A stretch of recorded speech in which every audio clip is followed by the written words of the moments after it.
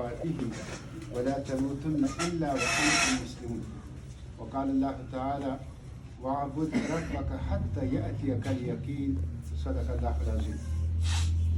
درود شریف پڑھ لیں سب اللہ صلی وسلم علی عبدک و رسولک و حبیبک سیدنا محمد النبی الامی وعلی آلہ و اصحابہ و بارک وسلم.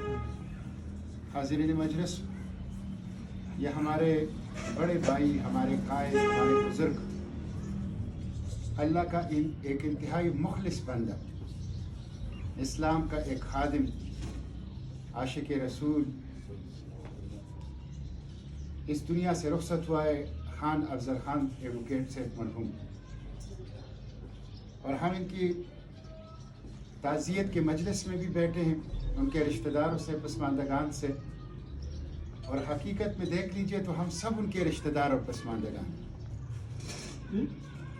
تو تعزیت کی اس مجلس میں بھی بیٹھے ہیں، اور ساتھ ساتھ اللہ سے اجتماعی طور پر درخواست بھی کرتے ہیں، دعا بھی کرتے ہیں ان کی مغفرت کے لیے، ان کے لیے جنت الفردوس. میں یہ چند باتیں بطور واعظ و نصیحت اس مجلس میں آپ لوگوں کے سامنے رکھنا چاہتا ہوں. اللہ تعالیٰ کے پیغمبر صلی اللہ علیہ وسلم نے اپنی مبارک زندگی کے آخری دور میں امت کو نصیحت فرمائی، ترکت فیکم امرین لن تضلوا ما تمسکتم بہما کتاب اللہ و سنت.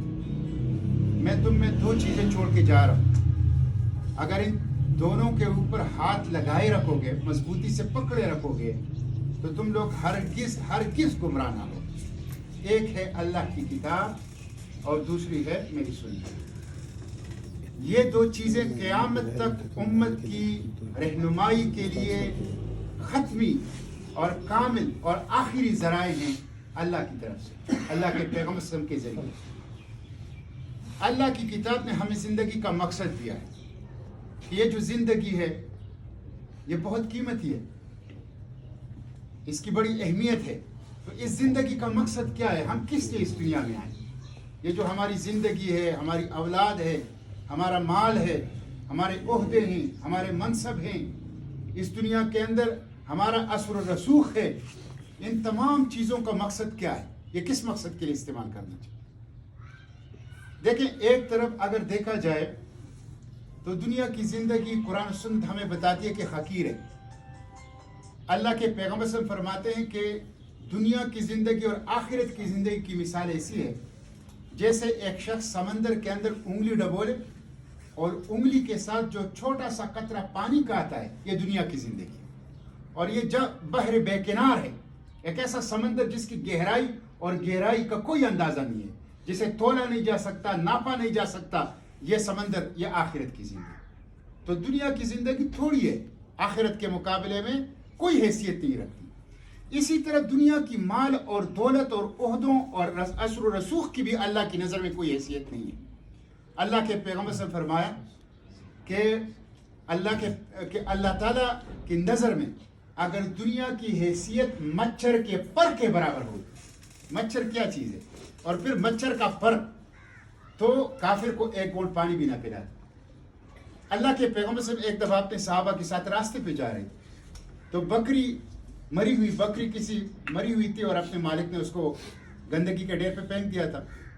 تو آپ صلی اللہ علیہ وسلم نے اپنے صحابہ سے فرمایا کہ اس کو کتنے پیسے میں کوئی لیتا ہے؟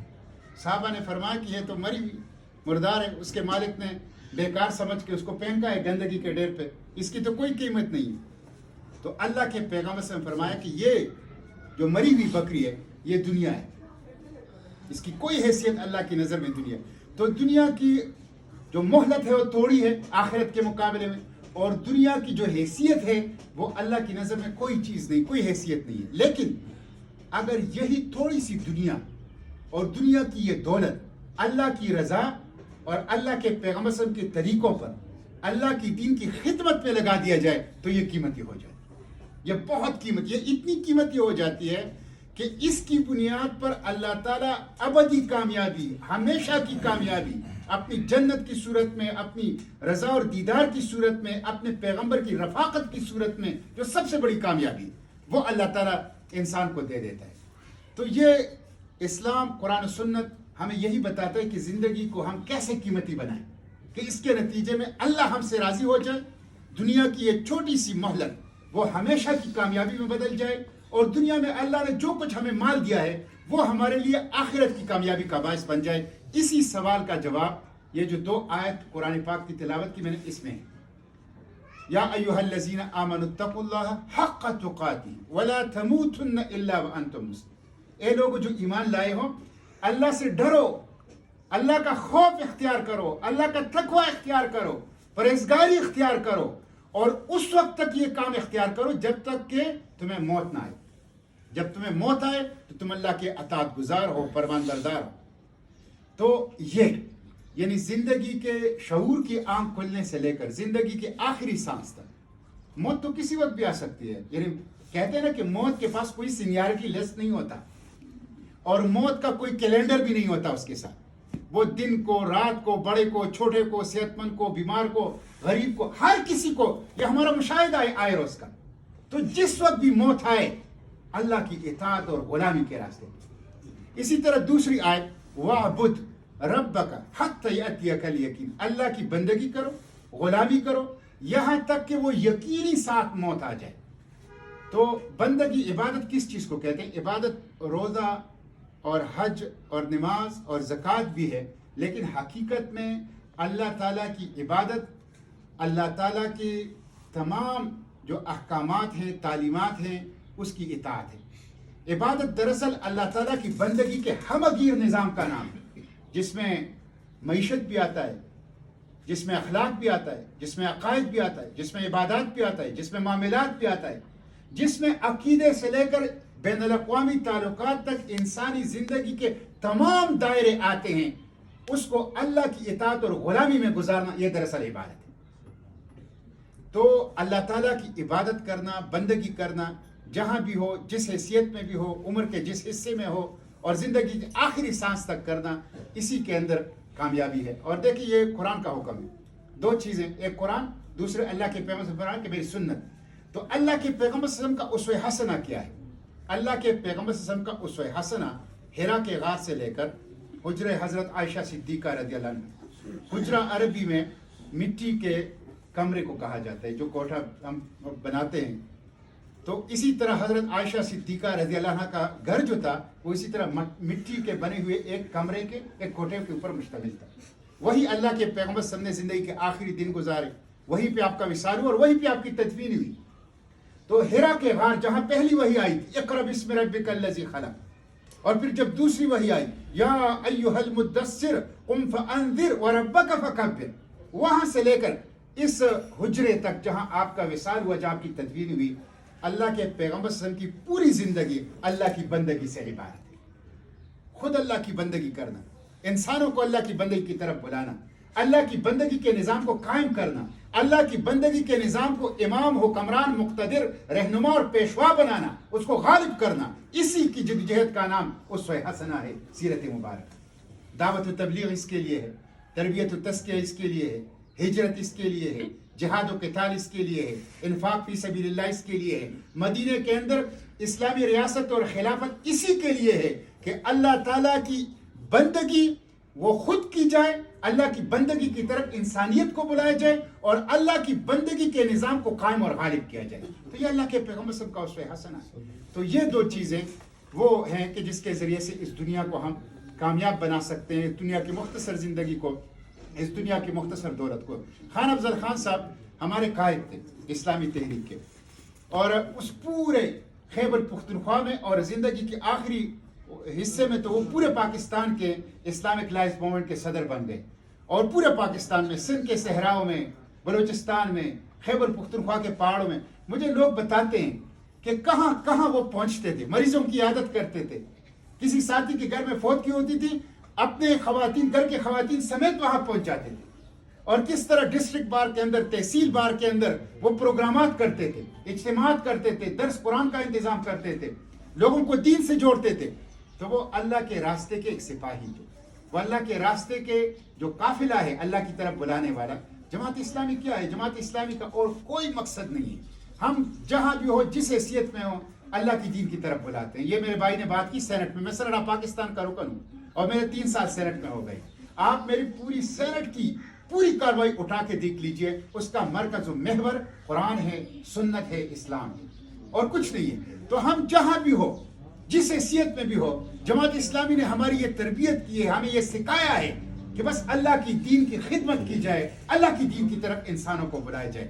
تو وہ ہمارے قافلے کے سپاہی بھی تھے اور وہ ایک جرنیل بھی تھے, اور ہم نے ان سے بہت کچھ سیکھا ہے. اتنا اخلاص والا بندہ جو صرف دینا جانتا ہو, لینا نہیں جانتا. وقت دیتے تھے, پیسہ دیتے تھے, محبت دیتے تھے, لیتے نہیں تھے.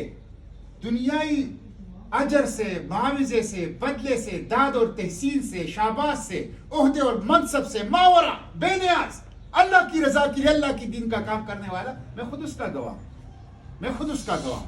اور جس محبت کے ساتھ, جس اخلاص کے ساتھ وہ یہ کام کرتے تھے, سچی بات یہ ہے کہ ہمیں اپنی پوری تحریک میں اس طرح کے لوگ نہیں مل پاتے.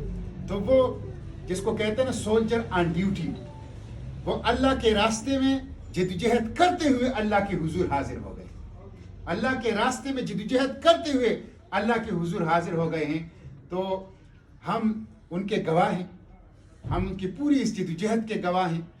اور انہوں نے اپنی پوری زندگی, اپنی پوری صلاحیت اور اپنی پوری حیثیت اس مقصد کے لیے وہ قائم کر دی تھی. وہ اس دنیا سے چلے گئے ہیں, سب نے جانا ہے, انبیاء بھی گئے ہیں, لیکن ان کا مشن زندہ ہے. ان کا مشن کیا ہے؟ اسلام.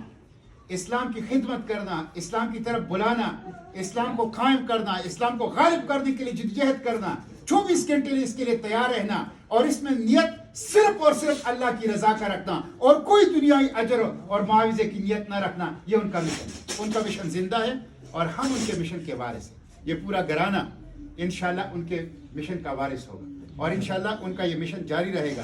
ہم ان کے اس مشن کو جاری رکھیں گے, ان کے بچے ان کے اس مشن کو جاری رکھیں گے, اور یہ گھر اسی طرح قرآن کا مرکز ہوگا, یہ گھر اسی طرح اسلامی انقلاب کا مرکز ہوگا, اور اس گھر سے اسی طرح دین کی تقویت کے لیے لوگ نکلتے رہیں گے. انشاءاللہ اس جدوجہد کو ہم جاری رکھیں گے. تو میں آپ لوگوں سے بھی درخواست کرتا ہوں, ہمارا جہاں جہاں یہ پیغام پہنچے, جہاں جہاں یہ بات پہنچے, سب دکھی ہیں, سب اپنے گھر کے ایک فرد کی جدائی کا غم خان افضل صاحب کی جدائی کے اوپر محسوس کر رہے ہیں. یہ صرف آپ کا غم نہیں ہے, یہ پورے خیبر پختونخوا جماعت اسلامی کا, اور پورے پاکستان کے جماعت اسلامی کا, اور پورے جو اسلامک لائرز موومنٹ ہے پاکستان کا, ان پوری کمیونٹی کا غم ہے, اور ہم سب آپ کے ساتھ اس غم میں شریک ہیں. وآخر دعوانا ان الحمدللہ رب العالمین. دعا کر لیں, درود شریف پڑھ لیں. اللہم صلی وسلم علی عبدک ورسولک وحبیبک سیدنا محمد النبی الامی وعلی آلہ واصحابہ وبارک وسلم. یا الہ العالمین, جو گفتگو ہم نے کی قرآن و سنت سے, الہ العالمین یہ ہم سے قبول فرما. الہ العالمین ان کا ثواب ہمارے بھائی خان افضل صاحب کی روح تک پہنچا دے. یا الہ العالمین خان افضل صاحب کی قبر کو اپنے نور سے منور فرما. انبیاء, صدیقین, شہداء, صالحین کے ساتھ آخرت میں رفاقت دے رہے. یا الہ العالمین ان کے پسماندگان کو بہترین صبر کی توفیق دے, ان کے گھر پر, ان کے خاندان پر ان کے برکات کو قائم رکھ. یا الہ العالمین اس خاندان کو مزید حادثات سے محفوظ و معمون فرما. الہ العالمین ہم سب کو قرآن و سنت کا علم حاصل کرنے اور اس پر عمل کی توفیق دے. یا الہ العالمین ہم سب کو اسلام کا اور قرآن و سنت کا علم بردار بنا. ہمارے بچوں کو, ہماری نئی نسل کو صالح بنا. الہ العالمین ہمارے گھروں کو قرآن کا مرکز بنا. اللہم اغفرہ وارحمہ ولا تعذبہ واسکنہ فی الجنہ بحق لا الہ الا اللہ محمد رسول اللہ. جزاک اللہ خیر.